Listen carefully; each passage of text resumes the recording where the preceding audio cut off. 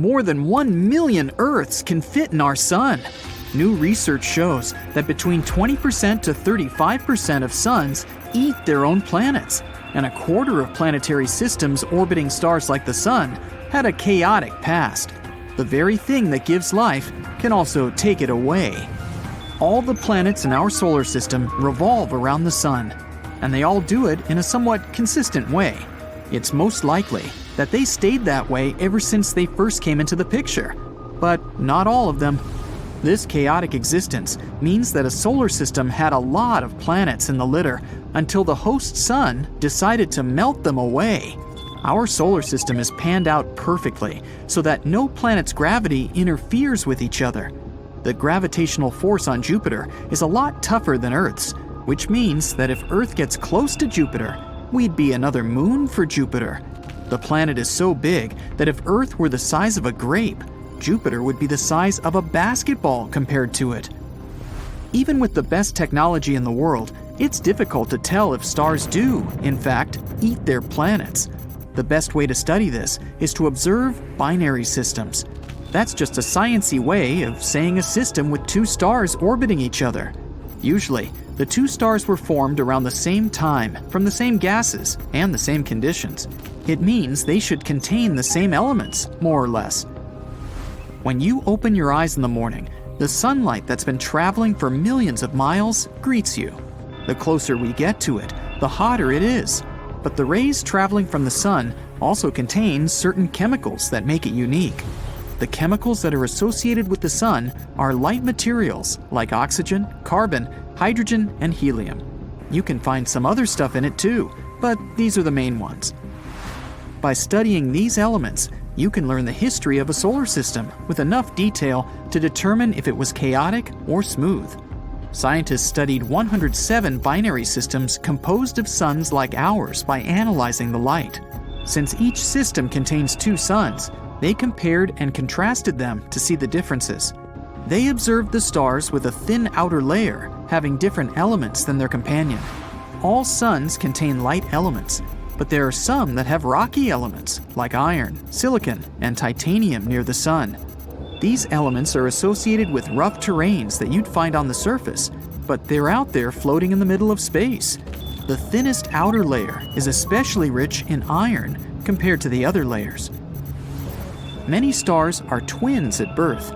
Even most of the Milky Way stars have a buddy in a binary system. It means our sun is pretty unique for not having a partner. But there are some theories out there that suggest that the sun may have lost its twin in the past. It's around 184 light-years away and is called HD 186302. This might be our lucky star. A stellar nursery is where thousands of stars are born. They're made up of gas and dust that gradually collapse under their own weight. Our sun may have started in such a way 4.6 billion years ago. And when they're mature enough, they go out into the open, usually with their travel buddy. Actually, scientists claim that up to 85% of all stars could be in binary pairs or have more buddies, but over 50% are dual pairs. The only problem is that we can't really see it, since it strayed from its original orbit an eternity ago. But traces of it can be found in the Oort cloud. That's the vast cluster of space consisting of comets, space rocks, and ice in the outer edges of our sun's reach.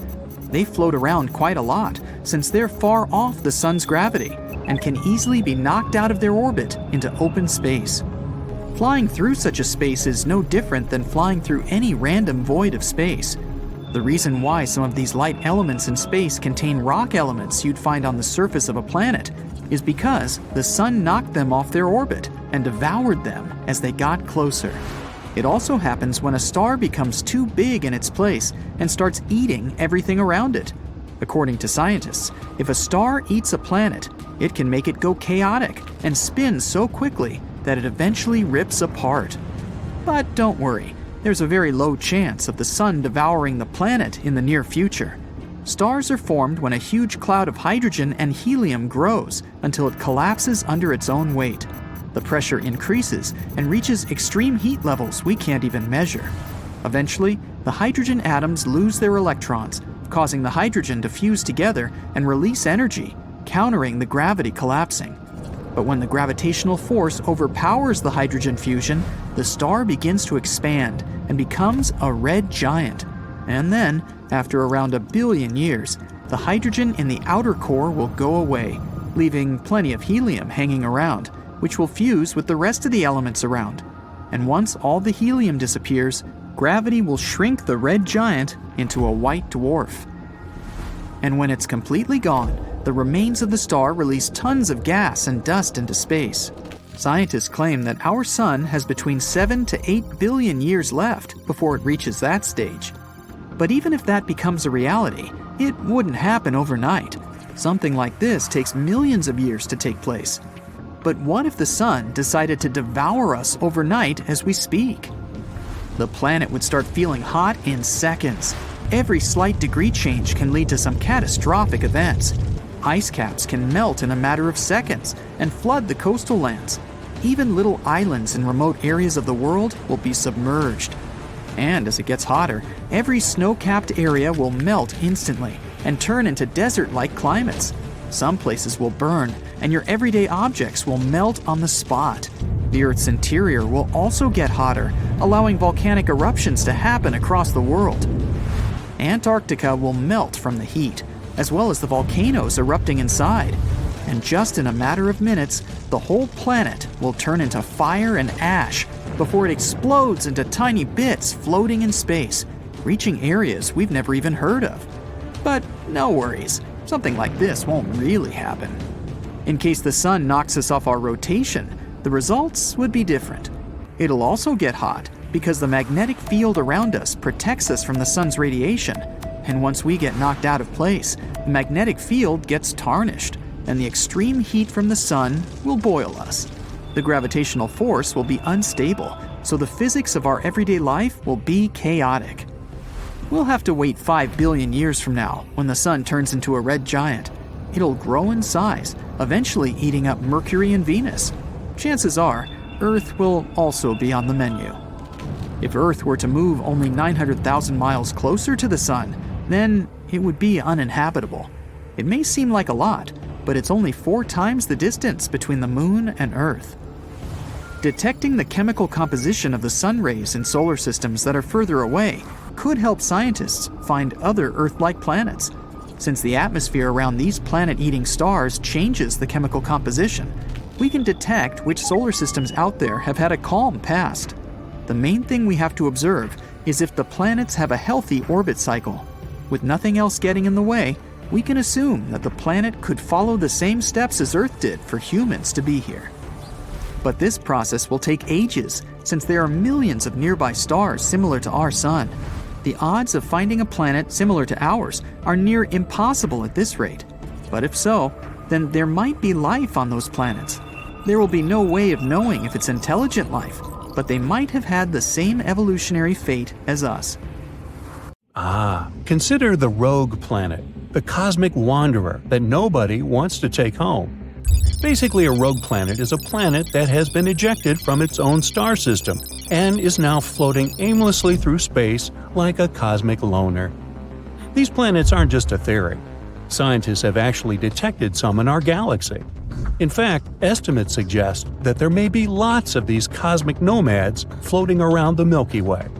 And they aren't just small rocky worlds like Earth. Some of them are actually massive gas giants, many times larger than Jupiter. These behemoths could potentially have their own moons, and even their own mini-systems orbiting around them. For example, one of the most famous rogue planets we know of has a complicated name. Here, you read it for yourself. It's located about 80 light-years away from Earth, and it was discovered in 2013. This rogue planet is estimated to be around 6 times the mass of Jupiter, and is believed to be around 12 million years old. And yes, just because these cosmic loners don't have a star, it doesn't mean they're super cold. They can still generate heat and light from their own internal processes. Some may even have magnetic fields and auroras, just like Earth. In other words, rogue planets could potentially be habitable if they have the right conditions. So, what would life on such a planet look like? And could we potentially live in such a world? Well, living on a rogue planet can be a lonely existence. They have no warm sun to bask in, no cozy atmosphere to cuddle up in, and no cosmic neighbors to have barbecue with. That's why we'd have to get creative. Let's start with the most obvious problem. We'd have a hard time without light and heat. So, how do we fix this? Well, we'd probably have to invest in some really fancy space heaters and wear fashionable super-warm spacesuits. Or we could invent a whole new way to generate electricity without relying on solar power. For example, how about using geothermal energy? Now that's hot stuff. Each planet has an internal source of heat. Without it, they would all be nothing more than cold, lifeless rocks floating through space. This internal heat can be harnessed and used to power everything, from homes to factories to spaceships. It's like having a hot tub big enough to power an entire city. And that city, most likely, will be located underground, closer to the heat source. And as for light, well, we'd probably have to build some really bright flashlights. Or maybe even learn to genetically engineer some bioluminescent organisms to light up our homes. Just imagine, space is overgrown with neon mushrooms and plants. By the way, speaking of plants, plant life would be pretty hard to come by without a star. So, what would we eat?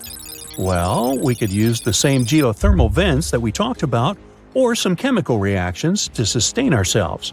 And hey, maybe we'd develop a taste for sulfur-rich foods, or we'd start fermenting our own drinks from the bubbling volcanic mud.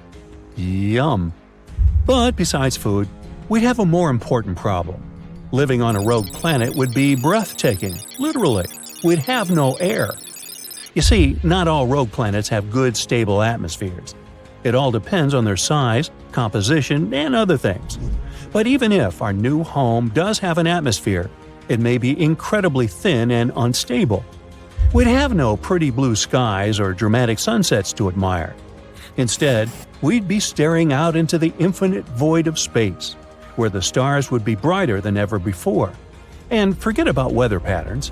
Without an atmosphere to create them, we'd have no rain, no snow, and no thunderstorms. And that's just some minor problems. What's worse, the temperature on the planet would be wildly fluctuating, swinging from unbearable heat to unbearable cold. It would be like living in an oven that's always being turned on and off.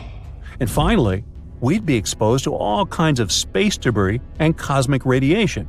So, if you don't want to get crispy, you might want to invest in some serious SPF. So, how do we fix it? Well, we'd have to find a way to generate our own oxygen and probably create something like a space-age biosphere. For example, we could grow some plants that could produce oxygen, or we'd learn to filter the air like a high-tech air purifier. Finally, we have the last most important problem, finding water. And here's where the underwater oceans come to our aid. Now we're really diving deep into the possibilities. Nyuk, nyuk. But seriously, scientists suggest that some of these planets may indeed have underwater oceans. It would be like living on a giant water balloon that's been buried underground, with the ground beneath your feet made of ice and rock. In other words, we could just tap into these underground oceans. They could provide us with a source of water for drinking, farming, and manufacturing. Maybe even with some other resources and materials we've never seen before. And by the way, who knows what kind of strange creatures might be lurking in those underground seas? But don't worry, even if we don't have any underground oasis, there are also other options. We could get some water from comets, ice mining, and even from the atmosphere, the one we just created before. Finally, we need to find and mine some resources to build our homes and other stuff. And a rogue planet might not have the same kinds of resources as a planet that orbits a star. It's like trying to find some treasures in a desert, not exactly a sure thing. We may have to rely on resources from nearby asteroids and things like that. And if we want to extract resources from the planet itself, we might need to drill down through miles of ice and rock. But hey, if you're up for the challenge, there'll always be a chance you'll strike it rich on a rogue planet. And who knows, maybe you'll discover some new resources that are even more valuable than gold or diamonds. Great! Looks like we've solved the most important problems. Now, there may be other small difficulties. For example, we'd also have to deal with some seriously long days and nights, depending on how fast our planet was rotating. And we wouldn't have a normal, regular day-night cycle. The rotation of our planet could be wildly unpredictable. Maybe we'd have weeks-long nights, followed by weeks-long days, which could really mess with our sleep schedules. We might have to develop some really strong coffee to keep us going through those long, dark nights. But, hypothetically, we can adapt to all these things and overcome all the challenges. And now, finally, welcome to the rogue planet, where the sun never rises, but the adventures never end. Thanks to our advanced technology, we've managed to create a comfortable and habitable environment in this once barren world. The sky above us is now a beautiful shade of blue, filled with fluffy white clouds and the occasional flock of flying creatures. Don't ask. As we venture out from our underground habitats, we're greeted by a world that's full of surprises. Strange plants and animals have adapted to the unique conditions of this planet, some with bioluminescent features that glow in the dark. And be careful if you want to go swimming in the underground ocean. They might be home to some bizarre creatures who want to feast on… well, we'll come back to that. Maybe. As you can see, we've created sprawling cities and thriving communities, powered by the planet's geothermal energy. We also created a bunch of artificial light sources that keep things bright throughout the dark, chilly nights. Of course, we still have some problems with navigation and timekeeping, but things aren't as dull as they used to be, are they? Overall, living on a rogue planet would definitely have its challenges, but it could also be a pretty exciting way to experience the universe. And who knows? Maybe someday we'll find such a planet and actually turn it into a bustling intergalactic metropolis someday. But until then, let's enjoy and tidy up our dear Earth. If the sun decided to stop producing light, then the animals in the wild would be the first to notice. Most animals need daytime to roam from place to place, especially in the large savannas in Africa. Zebras, wildebeests, and giraffes all need the day to move to avoid predators. As soon as the sun goes down, it's their bedtime.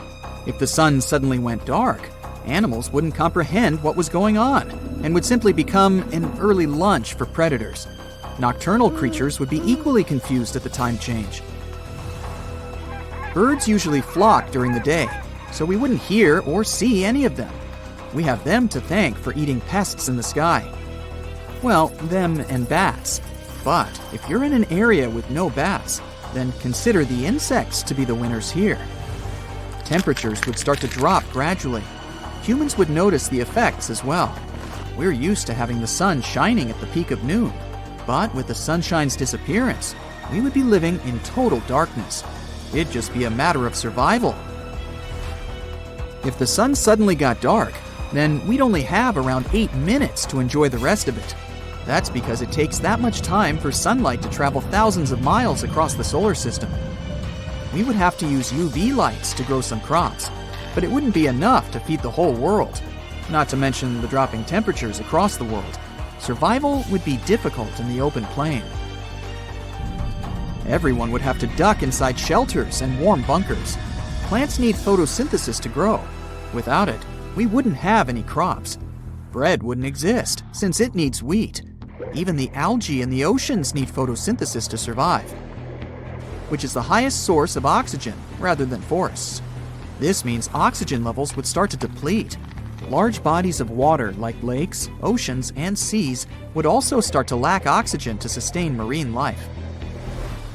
One of our main sources of vitamin D is the sun. There are other ways of getting it, but the sun is the best and most convenient way. Without crops or vegetation, all the herbivores would have to rummage for the last green grass on land or a leaf hanging from a tree. They would soon run out of food, which would also be bad news for us humans, since we need animals like cows, horses, and sheep for our livelihoods. This wouldn't happen overnight. Of course, the oceans would remain warm for some time, but eventually, they would get cold and freeze. Earth is still a planet powered by an iron core that produces so much heat. This would not be enough to keep the planet warm. Our next step would be finding the right shelter and keeping warm.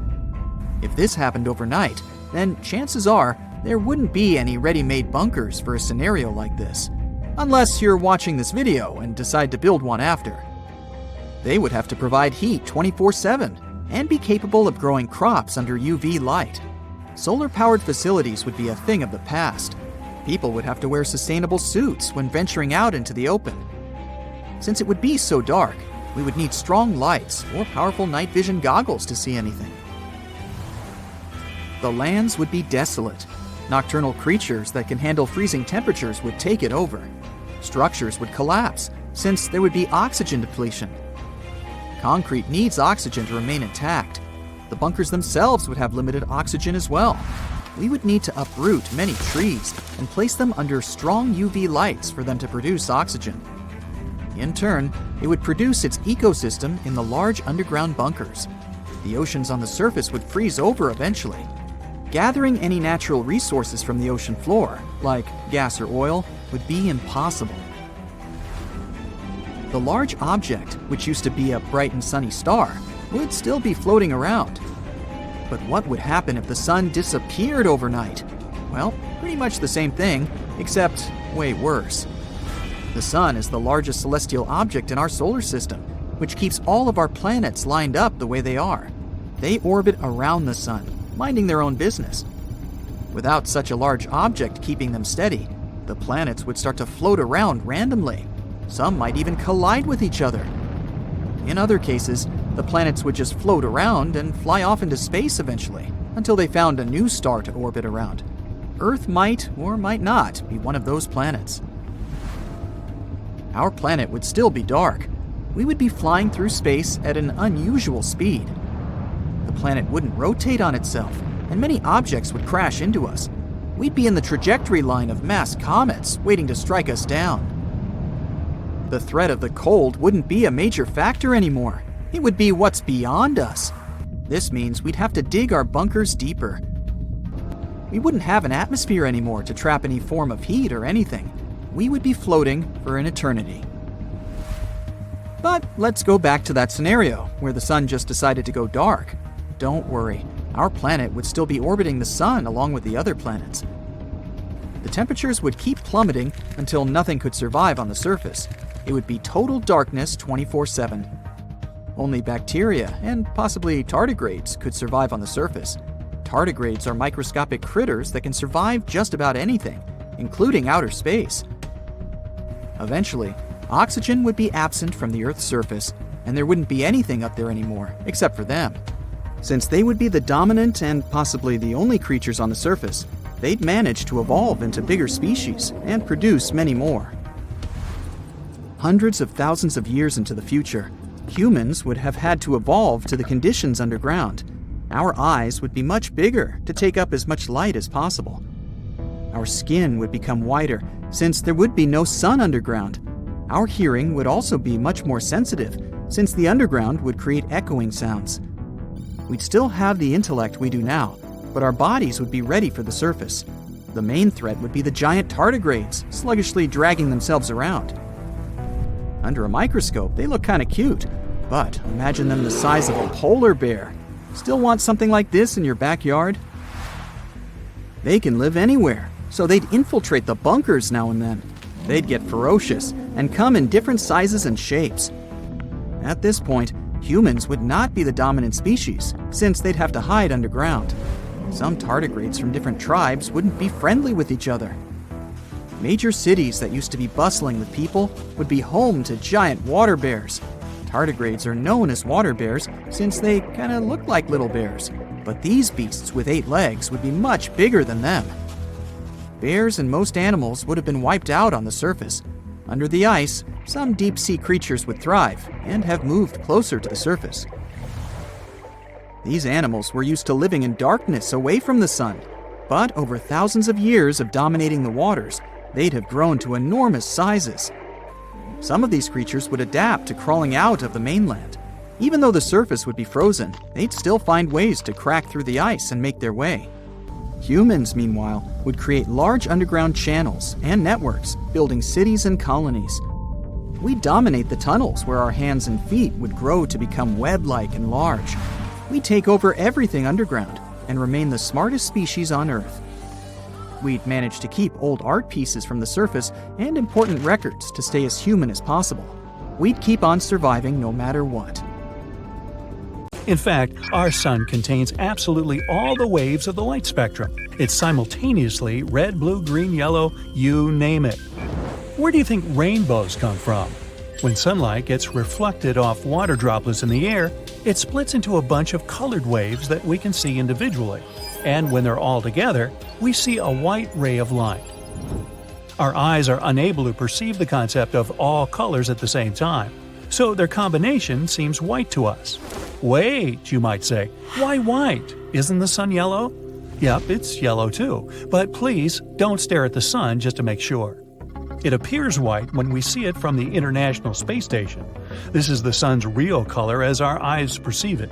The sun gets a yellowish hue when its rays get scattered in Earth's atmosphere. Our atmosphere doesn't let the blue rays of the spectrum pass very well, but the red ones? Hey, sure, why not? By the way, that's why the sky seems blue to us. The atmosphere scatters the blue color all over the place. During sunrise and sunset, short blue waves get reflected, but the long red ones reach us perfectly. That's why we see sunsets as pink, orange, or red. But what would happen if the sun had a different color? To answer this question, let's quickly repeat what we've learned. 1. The sun has the whole color spectrum in it. 2. Our atmosphere is like blue rays? Nope. Red rays? Anytime. So you probably already guessed what would happen if the sun was, let's say, red. The whole world would look like it does during sunsets. Not bad, huh? We wouldn't even have to wait for the evening to admire the scarlet sky. Orange water and a bright red moon. Yeah, it would be darker than what we're used to, but still not bad. Oh, by the way, one day, the sun will actually turn red. When its life comes to an end, it will expand and gradually turn into a red giant before finally burning out. But it's not going to be so much fun for us. So let's hope we won't be around to see that moment. I know I won't. Hey, I've got a party to go to. Okay, now, what if the sun was green? Well, the truth is, the sun is green. So here's your dialogue. Wait, are you kidding me? Didn't you just say that it's white? Ooh, good job on that, by the way. Well, not exactly, bud. The sun just looks white, but technically, it has a temperature of around 10,000 degrees Fahrenheit, and the pink wavelength of the sun's spectrum corresponds to the green-blue hue. But to make sure that the sun is green, we need to drown out the rest of the visible spectrum. Then our atmosphere will let through a pure green color. And what'll happen then? Well, everything will be green, and everything will also be a bit darker. Well, face it, it's not easy being green. Okay, moving on. Now let's paint the sun blue.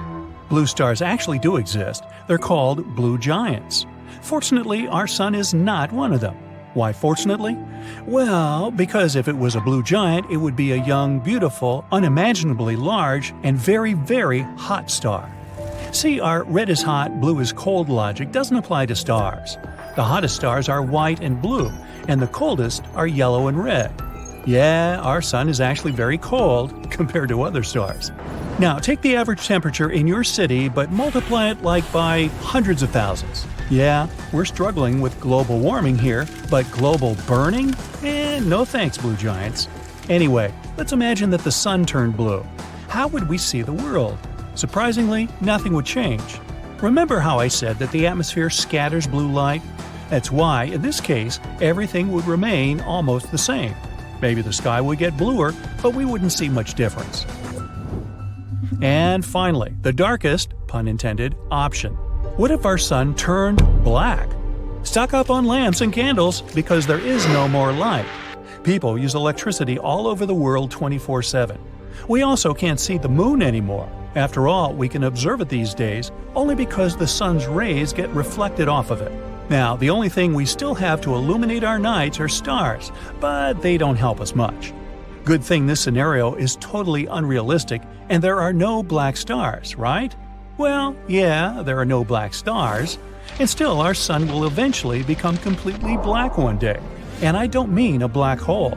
I'm talking about black dwarfs here. You've probably heard of white dwarfs. maybe even 7 dwarfs. When a star like our Sun is about to finish its life, it expands and turns into a red giant. And then, gradually losing its upper layers, it turns into white dwarfs. Since they no longer produce fuel, they slowly cool down. All that remains is a small core, living out its life and burning bright. And when the star cools down completely, it turns into a black dwarf. But you've probably never heard of them. Why? Because, surprise, surprise, they don't exist. And no, I was not lying. The thing is, a star needs about 1 quadrillion years to turn into a black dwarf. And our universe is still a baby. It's only about 14 billion years old. So no star has reached this stage yet. Even the most ancient of them still emit a little light. That's why black stars are just a theory. And it's unlikely that we'll ever see such a star at all. But remember the famous saying, the stars that we see at night are already ghosts because their light has reached us only now. Well, that's a myth. They're all still alive. Why am I telling you all this? Well, let's imagine that our Sun turned into a black dwarf. The entire solar system would immediately get plunged into absolute darkness. It would also be terribly cold. The Moon would leave its orbit and crash into Earth. Wait, no. Let's overlook this moment and assume we're still alive. Fortunately, we wouldn't freeze instantly, as you might think. Earth's core has its own temperature, more than 9,000 degrees. But the temperatures on the surface of the planet would still immediately drop to 32 degrees Fahrenheit. The core would gradually cool down. Every 2 months, its temperature would drop by 2 times. In just 2 months, Earth's surface temperature would be minus 190 degrees, and in a year, it would reach minus 450 degrees. Most plants would disappear pretty quickly, not because of the cold, but because of the lack of photosynthesis. Others would live a little longer thanks to the oxygen still remaining in the atmosphere. And, oddly enough, trees would survive for a very long time. They have a slow metabolism and get sugar from the ground. The upper layer of the oceans would freeze very quickly. Fortunately, this thick crust of ice would insulate deep waters, so the entire ocean wouldn't freeze for some time. Marine creatures would be doing pretty well. They existed long before us and are already used to crazy temperature changes, the lack of oxygen and food, huge pressures, and other joys of deep-sea life. And what about us humans? Well, first of all, we'd start getting sick. Without vitamin D, people would face a huge number of different health problems. Also, our bodies need sunlight to produce melatonin. This melatonin helps us understand when we should go to bed and wake up. If people didn't have this hormone, their bodies would get very confused and wouldn't understand whether they needed to sleep or not. That would mean insomnia for many people. But we would still be able to survive. We'd have 2 options: to build giant submarines and go down into the depths of the ocean closer to Earth's core, or stay on the surface, living our lives in some location where we'd have sources of geothermal energy. In Iceland, for example. We could also settle near volcanoes. Their heat would be enough to warm us for a long time. Our vision would adapt to the dark, but at some point it would reach its maximum. So we'd need to get used to living in complete darkness. But who knows? Maybe we would adapt to this life too. So, which option would you prefer? Living at the bottom of the ocean in a submarine or on the surface near volcanoes? From where we stand, the sun seems so calm and peaceful. But like humans, and basically the whole living world, the sun has its own phases when it's more or less active. It's just that the consequences are way bigger and more chaotic when the sun becomes hyperactive. Let's zoom in to see what's happening up there. So one of the ways we measure the activity of our star is by counting sunspots on its surface. Sunspots are dark patches that form when the sun's magnetic field gets all tangled up. It's simple. The more sunspots, the more active our sun is. And it seems the sun has been partying like crazy recently. The number of sunspots scientists have seen is the highest for nearly 21 years. In June, 163 sunspots appeared on the sun's surface. The last time we had so many dark patches across the sun was in September 2002, when there were 187 of them. Uh-oh. It seems this chaotic party is getting closer to its peak. And that's something we call solar maximum. How does all this even happen? The sun's magnetic field is strong and organized at some point. But as we said, sometimes comes the time when it kinda ends up tangled. Sort of like a ball of rubber bands that are wound together very tightly. This also means plasma is rising from the surface, forming loops, and causing a mess in the shape of solar flares and something we call coronal mass ejections, CME. That's when plasma in the sun's upper atmosphere, called the corona, goes crazy and bursts really strong. Then at some point, this ball snaps and completely flips and turns the South Pole into the North Pole and vice versa. All this happens every 11 years or so. So when the sun comes into this phase when it becomes very active, it shoots out hot blobs of plasma, gets big dark spots as large as planets, and releases powerful eruptions of energy and radiation. Something fascinating happens when the sun becomes more active. A thing called plasma waterfall or polar crown prominence, PCP. It's like a mini eruption that starts on the sun, and it seems like it tries to get away, but then the sun's magnetic field pulls it back before it can escape into space. And this plasma waterfall's really spectacular. It goes up to 62,000 miles above the surface. It's like you stack 8 Earths on top of each other. Then there's something called a polar vortex. It's like a gigantic halo of plasma that rotates around the sun's north pole really fast.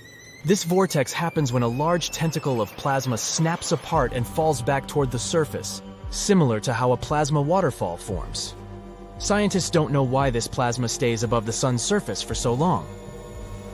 And one of the cool examples of CMEs was a giant one in the shape of a butterfly in March this year. It got such an unusual shape because it exploded on the side of the sun we couldn't see, so it was impossible to fully measure how strong it was. Fortunately, that one didn't explode in our direction, but it might have hit Mercury a little bit. And it's possible it knocked off some dust and gas since Mercury has a weak magnetic field. All this sounds cool in theory, but it's not such good news for us. Because of all this, we might experience more intense solar storms that can, again, lead to geomagnetic storms on Earth. And these don't just sound alarming, they indeed are. They create chaos and disrupt the magnetic field of our planet. Geomagnetic storms can create beautiful northern lights, true. But we'd all rather enjoy such beauties as the aurora borealis in regular conditions, or just watch a good old sunset above the ocean. It's not that every solar storm will necessarily hit Earth, even if there are more of them. To reach our planet, they must be pointed in the right direction at the right moment. But if that happens, the storm can ionize the upper atmosphere, and bye-bye our communications. It can cause temporary blackouts for systems such as GPS and radio. It isn't necessarily a big problem on its own, but it can be very dangerous if it happens at the wrong time, like during a tsunami or an earthquake. The storms can also damage electrical infrastructure, like rail lines and power grids. If you're on a plane at that time, you might be exposed to higher levels of radiation. It's still not clear how dangerous that will be for you, but it can be a serious problem for astronauts in space. When solar storms mess with the magnetic field, this can affect the migrations of some animals, such as sea turtles, whales, and birds. Since things in the animal kingdom mostly work in the natural order, who knows how these animals go through or even survive such changes? And when the sun is at a maximum of its activity, satellites in space are in trouble too. We have more satellites in space than ever before. And when the upper atmosphere becomes denser because of all these changes, this can push satellites in different directions. They might crash into one another, or some can even fall back to Earth, which again is only cool in movies with superheroes who can relatively easily deal with this stuff. Hopefully, we'll avoid a massive solar storm like the Carrington event. The story was similar. In August 1859, astronomers across the globe watched how the number of sunspots was getting bigger and bigger. A man named Richard Carrington was among them. At the beginning of September, he was sketching the sunspots when, out of a sudden, he was blinded by a flash of light. It lasted around 5 minutes, but it was spectacular. He later described it as a white light flare. It was a very strong coronal mass ejection, CME, and in only 17.6 hours, this storm crossed the long way between the sun and our home planet, 90 million miles, and unleashed its force on us, even though this usually takes days. And when this storm started, telegraph machines across the world sparked. Operators got electric shocks, and paper even caught fire. People were really scared and confused because they had never seen such bright skies before. Some even thought it was the end of the world. The next day, telegraph workers still couldn't work properly because Earth's atmosphere was still charged. They even managed to send messages using the auroral current instead of regular electricity. But it brought something incredible, 2 stunning auroras in the sky. People in Hawaii and Cuba could see beautiful northern lights, while those as far north as Chile could see the southern lights. It's all slowly but steadily escalating. Take solar flares, for example. These are powerful bursts of energy from the sun. In 2022, there were 5 times more of these flares compared to the previous year. Plus, the strongest ones, X-class flares, have been getting stronger and more common than before, too. And this might be way more extreme than anyone thought. Plus, it's likely to start a little bit earlier than we predicted. Scientists first thought the peak would happen in 2025, but it seems it could even occur by the end of 2023. We can't completely protect ourselves if a solar storm hits us directly, but we can still do some things like ground planes, adjust the paths of satellites in space, and try to make sure vulnerable infrastructure stays safe. To do all this, we need better solar weather forecasts to help us get ready for the worst. All this might sound very bad at first, but don't worry, solar flares won't destroy our planet. They do send charged solar material toward us at pretty high speeds, but it's not like we're completely doomed if these things hit us. Our planet won't leave us unprotected. We still have the atmosphere and magnetic field that keep us relatively safe. Our thick atmosphere is like a shield that blocks radiation that might harm us. So these solar flares can mostly affect technology, but they won't destroy Earth. I guess we have our own superheroes after all. The main question of all time goes like this. What was there before the Big Bang? The most common theory claims that about 13.7 billion years ago, before this incredible rapid expansion occurred, the universe existed as a singularity. It was a point tinier than a subatomic particle. At least, that's what the Big Bang theory tells us. Okay, but what was before that? This question has been bothering the minds of the greatest cosmologists for at least 1,600 years. For example, 4th century theologian St. Augustine was trying to figure out the answer to the question of what had existed before the universe was created. He made a conclusion that the phrase, "in the beginning," mentioned in the Bible, implied that nothing had existed before that. He also believed that time and the universe had been created simultaneously. The ancient Greeks were also bothered by the same question and kept debating the origin of time. Philosopher and scientist Aristotle, for instance, took the no-beginning side. He thought that nothing could come out of nothing. In other words, to get a universe, you need to have something for this universe to appear from. And since the universe couldn't have gone from nothingness to somethingness, it must have existed forever. That's why time must stretch eternally into the past and future. In the early 20th century, the world got to know about Albert Einstein's theory of general relativity. According to this theory, mass warps time, making it run a bit more slowly for, let's say, a human standing on Earth's surface and a satellite orbiting our planet. Based on Einstein's work, other ideas started to pop up, including the one that stated that the universe started as a singularity and expanded through the Big Bang. Then, quantum physics came into play. It gave birth to a bunch of new theories, which brought forth the questions about the pre-Big Bang universe again. And aren't these ideas fascinating? Some researchers believe that our universe is just an offspring of another much older universe. According to them, the evidence for this theory can be found in the cosmic microwave background, CMB, which is the relic radiation left over from the Big Bang. But let me explain. For the first time, astronomers observed the cosmic microwave background in 1965. At that time, they didn't know it would soon create problems for the Big Bang theory, challenging its ideas and postulates. Now, according to the inflation theory, an extremely rapid expansion of the universe occurred in the very first moments of its existence. This theory accounts for the changes in temperature and density in the CMB. It also claims that these fluctuations should be uniform. But recent mapping results show that the universe is actually lopsided. More fluctuations occur in some areas than in others. This makes some scientists believe that our universe bubbled off a parent universe. There's also a chaotic inflation theory, which takes this concept even further. It believes in an endless progression of bubbles, each eventually becoming a universe. And each of these appearing universes gives birth to even more bubbles, which results in an immeasurable multiverse. There are other models too. Some of them revolve around the pre-Big Bang singularity and black holes. If we think of these space monsters as cosmic trash compactors, they might end up being the main candidates for primordial compression. And our rapidly expanding universe could be a white hole output from a black hole dwelling in another universe. A white hole is a hypothetical object that acts in the opposite way to a black hole. Instead of pulling everything inside, it constantly gives off energy and matter. There's also the Big Bounce theory.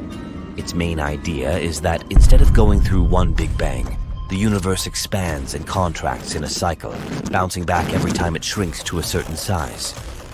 Each cycle, therefore, begins with a tiny, smooth universe that gradually grows, becoming more warped with time. And eventually, it starts to collapse, smoothing itself out before starting anew. If you liked or disliked our video, put a like or dislikes. Leave comments. Let's discuss the mysteries of the universe together. And now don't leave, the video will continue. Bang. That's how it all started, around 13.8 billion years ago, and was figured out over the past 100 years. Everything we see in space today, planets, asteroids, comets, stars, it wasn't there at the beginning. In the 1920s, astronomers came up with the idea of how a long time ago, the universe was just a single point, an extremely hot, like trillions of degrees hot, compact, dense point that stretched and expanded unimaginably fast. Matter that started flying in all directions at the speed of light at one particular moment. The Big Bang was complete chaos, with teeny tiny particles that were mixed with energy and light. Yes, a total mess, but still, in the first minute after the Big Bang, the base for everything that would later appear was almost finished. It was hot only during this huge blast. As soon as the expansion started, the universe began to cool down, similar to when gas cools when you spray it from an aerosol can. During that process, part of the energy kind of froze out, just like the water freezes into ice. Here, pure energy got frozen and solidified into matter. 1 minute after the bang, the cooling thing was still going on, extremely fast and literally everywhere at once, since the universe really doesn't have edges. It wasn't just a compact dot anymore. The base for further expansion and all that's coming was being formed. Remember those tiny particles from that first boom stage of the universe? They started grouping together, which formed atoms of helium and hydrogen. It took about 3 minutes for most of the helium and all of the hydrogen in space to be made. These two are the most common elements and the basic materials that later formed the first galaxies and stars. Just because the base wasn't finished doesn't mean the creation of the universe stopped after those first couple of minutes. True, after that, no new elements were created for millions of years, which is why the initial version of the universe was entirely helium, hydrogen, and energy. But eventually, atoms began to slowly group together, which, after lots and lots of time, caused the creation of galaxies and stars. Clouds of helium and hydrogen grouped and turned into stars that had gravitational forces. Our sun is also made of 3/4 hydrogen, while the rest is helium. 1/4? Yeah. At later stages, some other, heavier elements started to show up too, such as carbon, iron, oxygen, and so on. It wasn't all about chemical processes where new elements, stars, or planets kept coming. The whole universe has been expanding ever since the Big Bang. Researchers realized other galaxies are kind of moving away from ours. Guys, you need to stop doing that. How will we discover alien life out there if you keep running away all the time? And not just that. The farthest galaxies are actually moving quicker than the ones closer to our galaxy, the Milky Way. The universe is fabulous, unknown, mysterious, scary, and completely silent. Imagine yourself floating in your spacesuit somewhere above Earth. All you could actually hear is the sound of your own breathing, nothing from out there. Since there's no atmosphere, sound doesn't have a way to travel or be heard. Speaking of spacesuit, that thing costs around $12 million. I guess that means we'll have to wait up a little bit more to try that whole chilling in space thing. Mercury is the closest planet to the Sun, so you might think it's the hottest one too.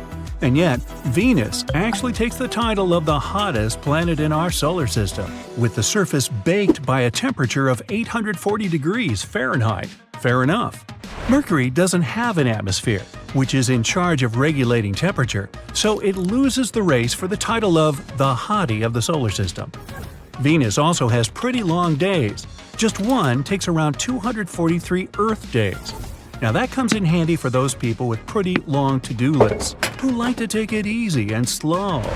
However, Venus orbits the Sun in 225 Earth days, which means 1 year there lasts 18 days less than a Venus day. You can have 2 birthdays in 1 day then? Well, 2 birthdays in a day could be one of the good sides, but the downside is that on Venus, it rains sulfuric acid and snows metal. Not so fun anymore, huh? The Earth is cool itself. Being 4.5 billion years old and the only known planet that supports life, it also has more trees than there are stars in the Milky Way. 3 trillion, while there are only 100 to 400 billion stars. We may have counted trees, but still, so little do we know about our ocean. Only 5% of it is explored, so we know less about it than about Mars or the Moon, whose surfaces have been fully mapped. It's funny how outer space is just 62 miles away from us, counting from above sea level on our planet. Seems so close, I sometimes go that distance just to have my breakfast.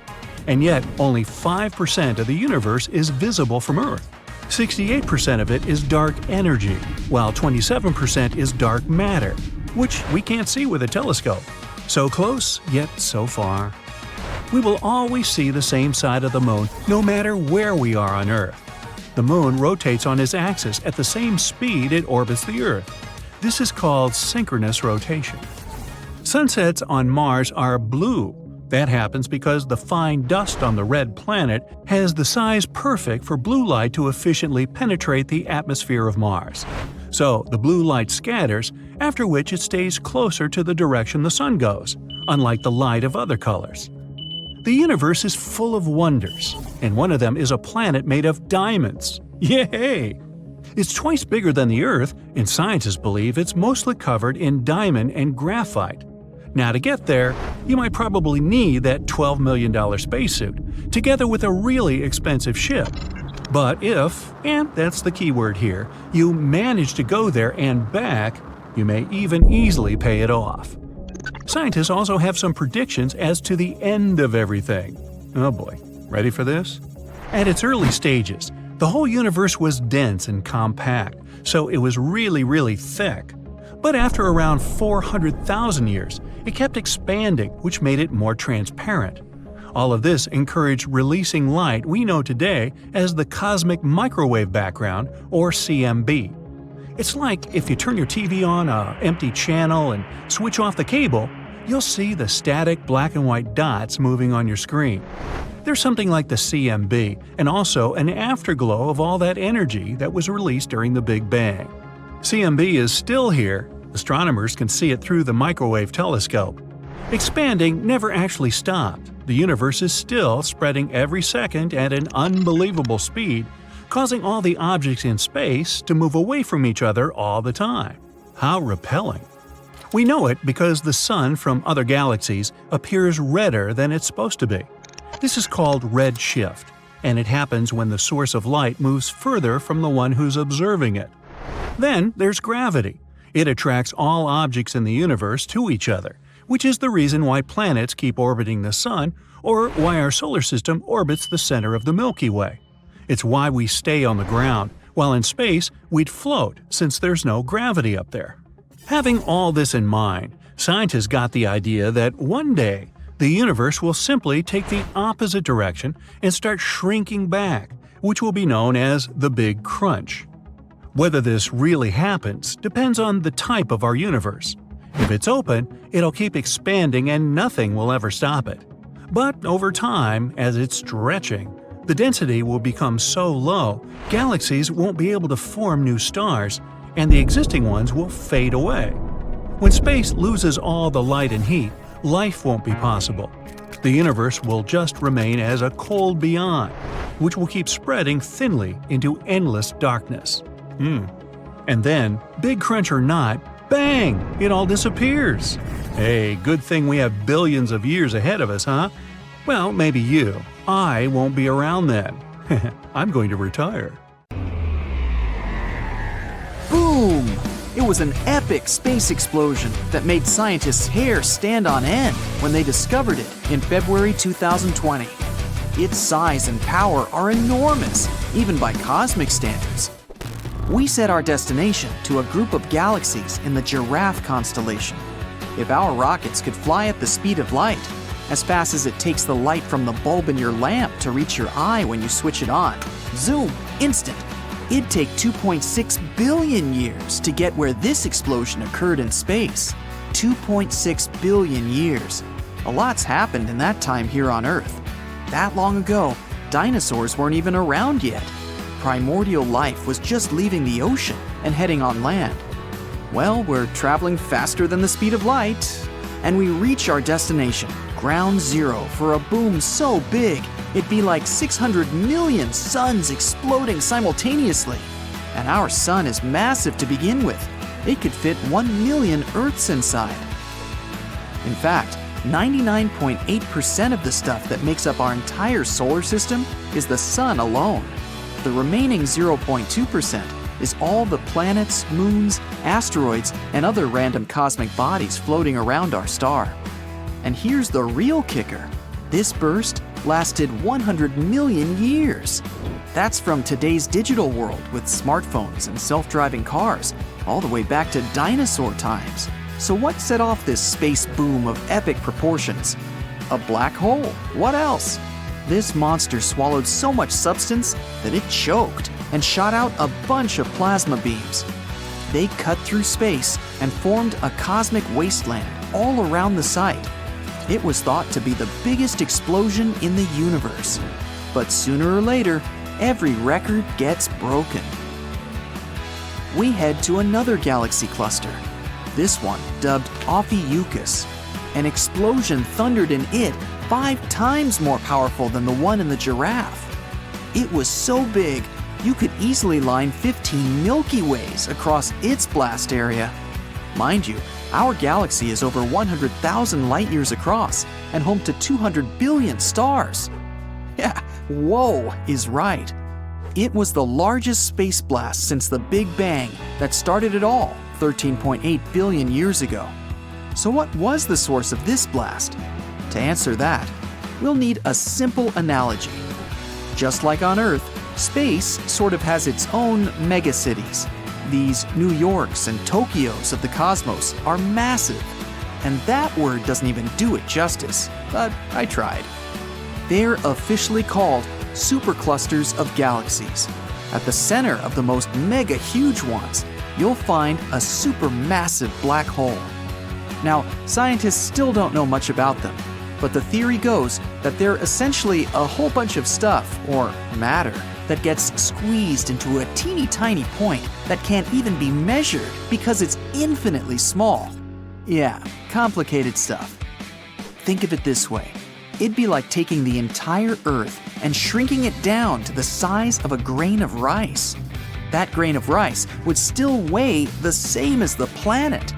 All that stuff would just be really squished together. So more matter equals more gravity, meaning a black hole's pull is unescapably strong. Not even light can get past it, hence the whole black part of its name.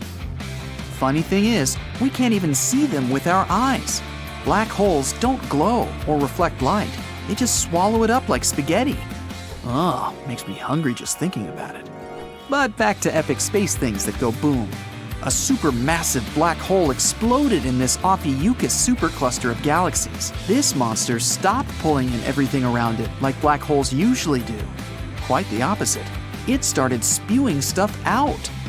A colossal stream of plasma ripped through space almost at the speed of light and broke through a bubble 1.5 million light-years across.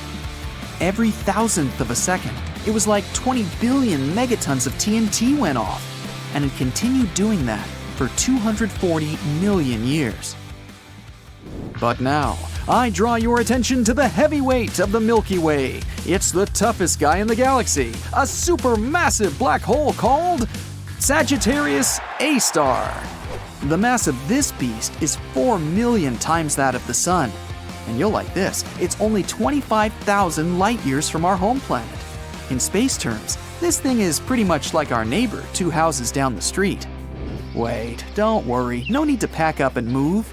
Our neighbor has given up his old business of shooting hot jets into space. But in 2019, he did make astronomers' hearts skip a beat.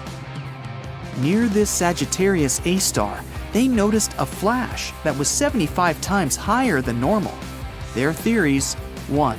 The hole swallowed up part of a star that found itself wandering way too close for comfort. Or 2. A gas cloud crashed into it. After a 14-hour spike in activity, Sagittarius A-star finally calmed down. Phew! But in the past, this giant was quick-tempered and knew how to light space up. 3.5 million years ago, our very ancient ancestors, as in they weren't technically human yet, were already walking across Africa, innocently unaware of a cataclysm happening far off in the sky above them. It looked like a beacon that suddenly turned on and shot out 2 cone-shaped beams. The whole thing was triggered by a hydrogen cloud 100,000 times more massive than the Sun. It came too close, and Sagittarius A-star reacted. Those jets of plasma cut through space for 200,000 light-years. They didn't stop for another 300,000 years. That's the snap of a finger on the cosmic scale. But astronomers still find traces of that boom even today. Neutron stars also know how to set off some fierce fireworks. They appear after giant stars run out of fuel and collapse in on themselves. Imagine the entire sun getting squished down into the size of a small city. Yep, that makes neutron stars incredibly dense and heavy. 1 teaspoon of their matter weighs around 10 million tons. They spin extremely fast, hundreds of full rotations a second. And for some of them, they shoot out energy beams from the poles, making it look like a cosmic lighthouse. One of the most interesting neutron stars is in the constellation Sagittarius. Like black holes, it has powerful gravity and pulls in tons of matter. This all collects in a massive rotating disk. This particular one was powered by hydrogen from a nearby star. It gulped up its neighbor, taking in so much matter that it started heating up. The result? A gigantic fireball launched from its surface. Astronomers witnessed this on August 20th, 2019. They saw a 20-second flash that lit up space. It was the brightest burst NASA has ever seen. The star spent more energy on it than the Sun produces in over a week. But of course, nothing beats the biggest boom of them all, the one that brought life to our entire universe, according to the most popular theory. But first, a little backstory.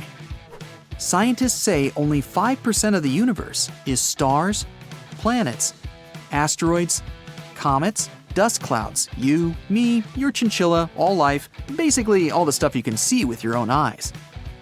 So what can the remaining 95% be? The mysterious and dubious sounding dark energy and dark matter. In simple terms, they're like the yin and yang of space. Dark matter makes things attract to each other with gravity. It's the glue of our universe, keeping everything together. Dark energy does the opposite. It makes things repel and grow further apart. So the theory goes. And weirdly enough, dark energy makes things grow further apart the farther they are from each other. Scientists can even see this for themselves. The more distant a galaxy is, the more quickly it's moving away from Earth. But those two forces weren't always around. In fact, about 13.8 billion years ago, there wasn't anything around. Everything was condensed into a teeny tiny dot that's infinitely small. Sound familiar? Yep, this mysterious, forever shrinking point is also in the center of black holes, and it's called a singularity. It's where all our fancy science and math breaks down. It's the most puzzling thing out there. But one day, that incredibly dense and hot point started to expand in all directions, and it grew faster than the speed of light, doubling its size 100 times within a fraction of a second. If you want the specifics, it was 100th of a billionth of a trillionth of a second. Yeah. The more time passed, the faster and bigger it grew, and it's been expanding since, like blowing up a balloon that never pops. Scientists called this expansion the Big Bang.